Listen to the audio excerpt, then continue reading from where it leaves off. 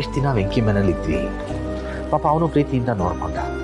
ಆದರೆ ಈಗ ನಮ್ಮನೆಗೆ ಅಂತ ಬಂದಿದ್ದೀವಿ, ಅಮ್ಮನೂ ಜೊತೆಲಿರಲಿ ಅಂತ ಕರ್ಕೊಂಬಂದಿದ್ದೀವಿ. ಅವ್ರದ್ದು ಆಸ್ಪತ್ರೆ ಖರ್ಚು, ಮೆಡಿಸಿನ್ನು ಅದು ಇದು ಇರುತ್ತೆ ಲಕ್ಷ್ಮಿ. ನಾನೊಂದು ಕೆಲಸ ಅಂತ ಮಾಡಲೇಬೇಕು. ನೀವು ಹೇಳೋದು ಸರಿನೇ, ಆದರೆ ಎಷ್ಟು ದಿವಸ ಅಂತ ಈ ಕೆಲಸ ಆ ಕೆಲಸ ಅಂತ ಬದಲಾಯಿಸ್ತಾನೆ ಇರ್ತೀರಾ?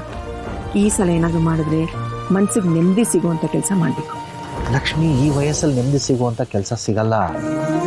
ಯಾವ ಕೆಲಸ ಸಿಗುತ್ತೋ ಅದನ್ನೇ ಖುಷಿಯಾಗಿ ನೆಮ್ಮದಿ ಪಟ್ಕೊಂಡು ಮಾಡಬೇಕಷ್ಟೆ. ಅದು ನಿಜಾನೇ.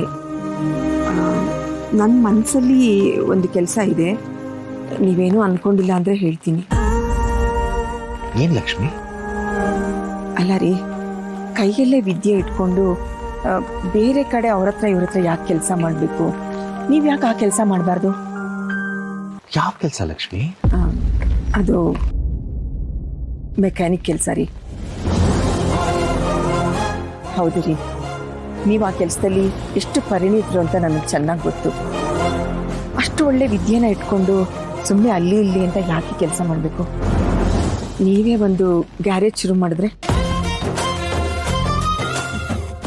ಹೌದಲ್ಲ ಲಕ್ಷ್ಮಿ? ಛೇ, ಇದು ನನಗೆ ಯಾಕೆ ಹೊಳಿಲಿಲ್ಲ ಅಂತ. ಕೈನಲ್ಲಿ ಬೆಣ್ಣೆ ಹಿಡ್ಕೊಂಡು ತುಪ್ಪ ಕುಡ್ಕಾಡೋರಂತ ನೋಡು, ಹಂಗಾಯ್ತು. ಖಂಡಿತ ಮಾಡ್ಬೋದು ಲಕ್ಷ್ಮಿ.